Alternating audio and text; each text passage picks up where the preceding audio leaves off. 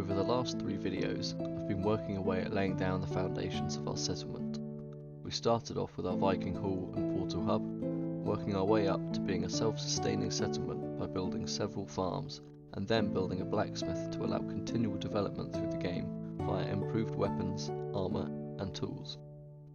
However, as we progress through the game, the threat from monsters in the darkness ever increases, and so we must bolster our defences, which are currently lacking.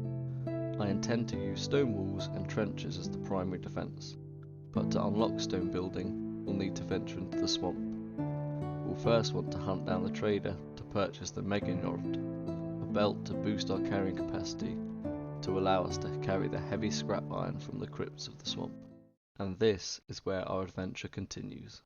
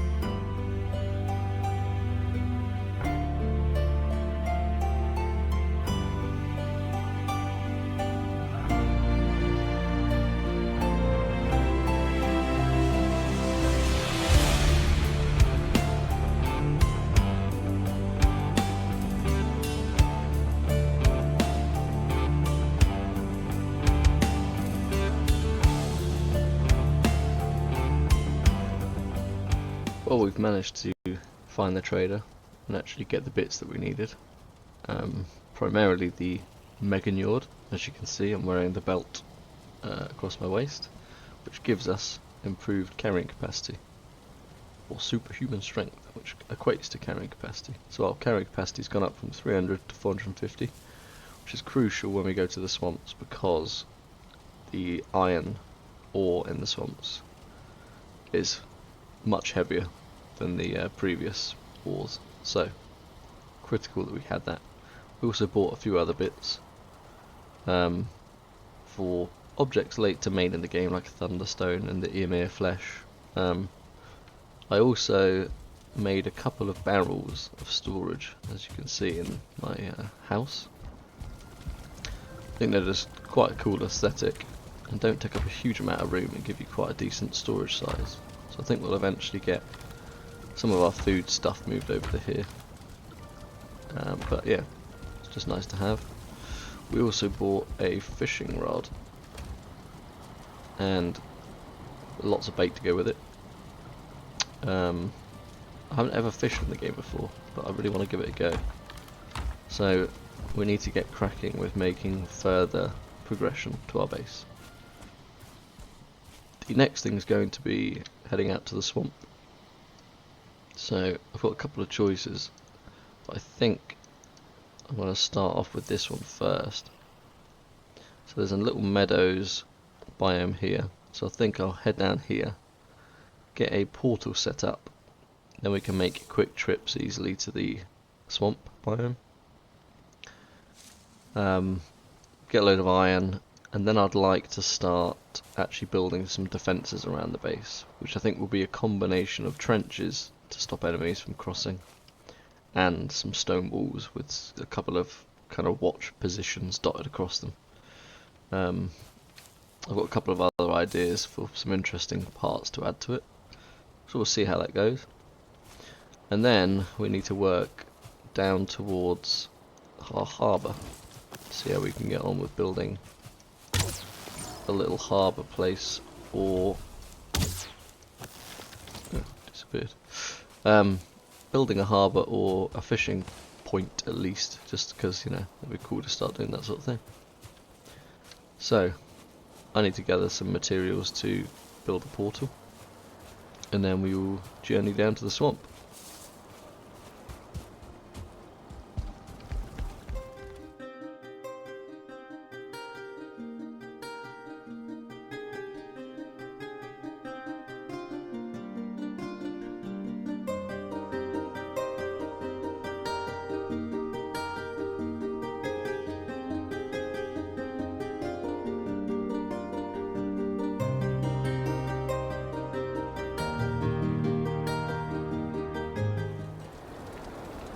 So we've got a hut made now on the edge of the swamp, down from the southeast of our settlement.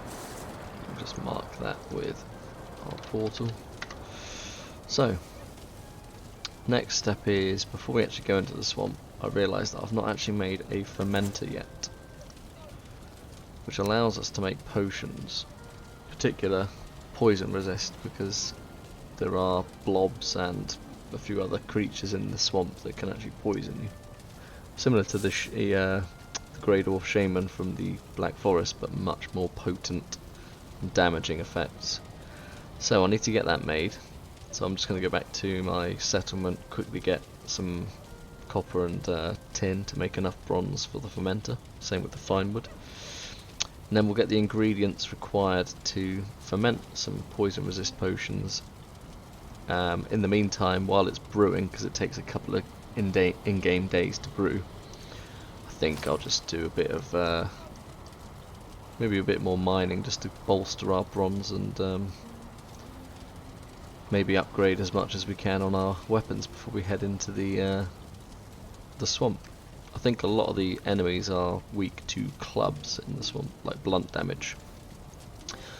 So possibly we could make a blunt weapon. So see how we go. Right, so it's been a couple of in-game days since the last catch-up. Built a kettle, a mead kettle, so that we could create the base for potions. So poison resistance was obviously the one we needed, and a quite easy ingredient, so not too much of a challenge. We also then built the fermenter, and as you can see, the poison resistance is fermented and done. It's ready to use. So I'm going to extract that, get our poison resistance, and we are going to crack on to the swamp. I spent the next several days drudging through the difficult swamp terrain and delving into the sunken crypts, which were full with not just treasure and iron scraps, but countless undead and creatures made from large blobs of ooze and pus.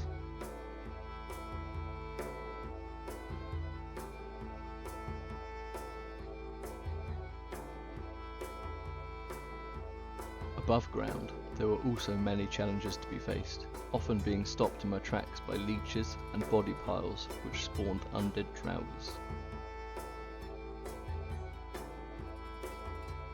As I transported iron back and forth from the swamp to my settlement, I quickly got to smelting the iron so that I could begin crafting improved tools, weaponry and armour if I chose to upgrade from my troll leather gear. And that's when it happened. I was being raided by trolls.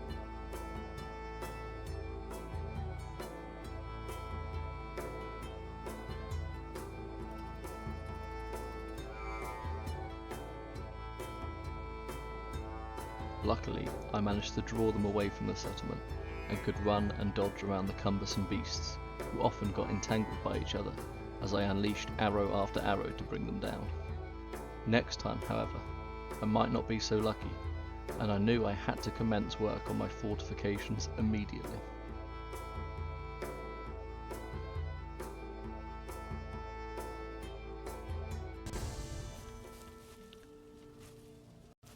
got plenty of stone to get cracking with my construction of the walls of the base.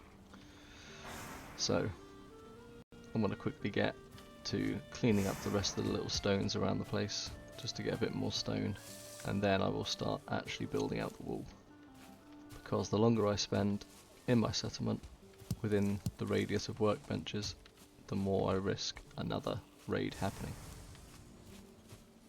So let's get to it.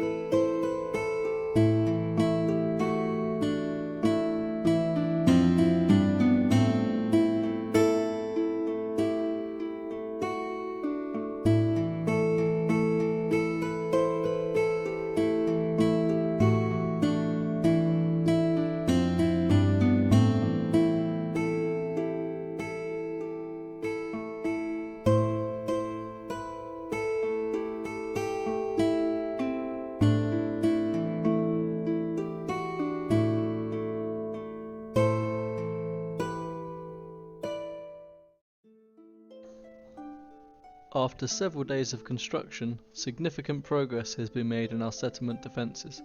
A full perimeter stone wall, 2 layers thick, is now in place, as well as an accompanying trench, which should keep most enemies from being able to directly attack the stone wall. This trench can be further deepened as needed. The only part of the wall which isn't 2 layers thick is at the portal hub, but again, we can strengthen this if needed, or make the trench here deeper. A gateway has been added into the wall, though it's currently closed off by some stone blocks. Doors are the weakest part of a defence structure, and so I need to give further consideration to how I might strengthen this section properly. The design buys into a somewhat wooden fantasy style of build, like the Blacksmith and Hunter's Camp did, but this fairly simple canopy protects the defending player from the elements. Carrying on the fantasy wooden theme, I've incorporated a large entwined canopy structure into the section of wall which faces the Black Forest in the distance. This again carries the theme of the settlement we're slowly adopting, and I think is a nice feature structure that breaks up the monotony of a simple stone wall. Across the wall at several locations I've installed lookout points, again following the same style as before. These are illuminated by a standing torch and slightly jut out from the wall and act as a better point to look out from compared to the bare stone wall of the rest of the defence, and these do well again to break up the continuous brutalist look of the stone wall. My next task will be rebuilding our Viking hall. As our settlement has grown, this dwelling, which was our first construct, has slowly become less impressive and less suited to the style of buildings around it. My plan is to combine iron beams and stone to make a taller and more grand building, which will stand out as the centrepiece of the settlement. Beyond this, we can then look to building a fishing dock and harbour for boats, which will both expand our food recipes and of course our travelling capabilities. Thanks as always for watching the video. Be sure to subscribe for more Valheim content, as well as future episodes in this series, and be sure to like the video to support the channel. Until next time.